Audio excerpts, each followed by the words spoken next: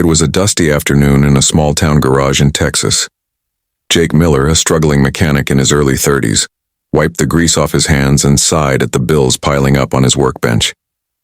Business had been slow for months, and he barely managed to keep his little shop open. Every evening, he wondered if tomorrow would be the day he'd have to close for good.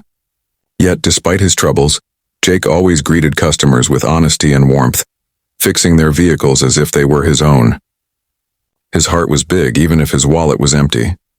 That day, a sleek black motorcycle roared into the shop, catching everyone's attention. On it sat a woman wearing a leather jacket and dark helmet. Her bike had broken down a few miles out of town, and she was looking for someone who could help. Jake noticed the frustration in her voice, but also a hint of elegance she couldn't quite hide.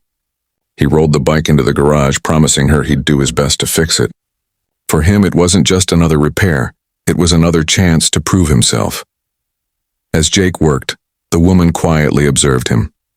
She introduced herself simply as Lena, leaving out any other details.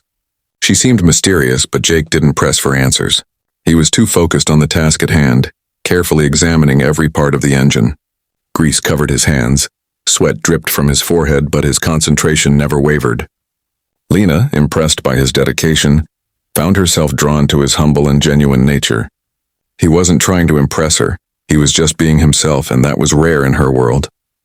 What Jake didn't know was that Lena was no ordinary biker. She was Elena Harper, the heir to a billion-dollar business empire, traveling in disguise to escape the fake smiles and empty relationships that came with her fortune. For weeks she had been on the road, searching for something real, someone who would see her for who she was, not for her wealth. Watching Jake work with such honesty and kindness stirred something in her heart. For the first time in years, she felt seen, even though he had no idea who she really was. By the time Jake finished repairing the motorcycle, the sun had started to set, painting the sky with hues of orange and purple. He handed Lena the keys with a small smile, refusing to overcharge her despite his financial struggles. "Just pay what you think is fair," he said softly. Lena was taken aback. Most people would have asked for more, but not him. She paid him, thanked him, and rode away, but her mind was restless. She knew she had to come back. Jake Miller wasn't just a mechanic. He might be the man she had been searching for all along.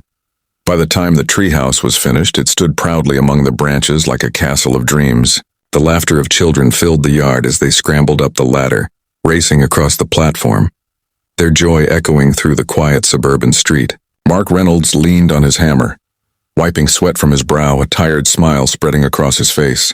For him, watching Emily giggle with new friends was the best reward of all. As he began packing up his tools, the heavy front door of the mansion creaked open. Out stepped a woman in her late 30s, dressed simply but with an undeniable grace.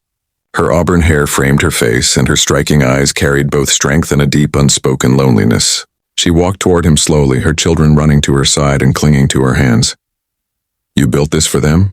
she asked, her voice low but filled with wonder. Mark felt a little awkward under her gaze. "They just needed a hand," he said, brushing the sawdust from his jeans. "Every kid deserves a place to dream." The woman hesitated before introducing herself. "I'm Olivia Carter."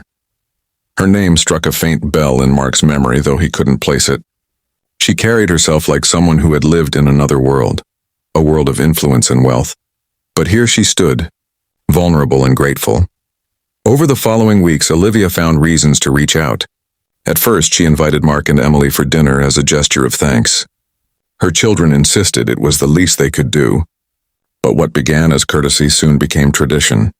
Evening after evening, Mark and Emily would cross the street, sharing meals, laughter, and stories in a home that had once been silent and cold.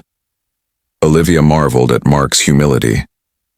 He never asked for anything in return, never boasted about what he had done. He treated her children as his own, teaching them how to swing a hammer, telling bedtime stories that made them laugh until they cried. Slowly, her walls of isolation, built over years of shielding herself from a shallow world that only saw her fortune, began to crumble. One crisp autumn night, fairy lights glowed around the treehouse, casting a warm halo in the yard. The children played inside, their laughter ringing like bells in the night air. Olivia and Mark stood nearby, watching. For a long time, neither spoke. Then Olivia whispered, her voice trembling, "You've given them more than a treehouse. You've given us hope." Mark turned, surprised by the emotion in her eyes. "Sometimes," he said gently. "All it takes is a little kindness to remind us what really matters." For the first time in years, Olivia felt her heart opening. She no longer saw herself as the billionaire recluse hidden behind walls, but as a mother, a woman, standing beside a man who had unknowingly restored her faith in people.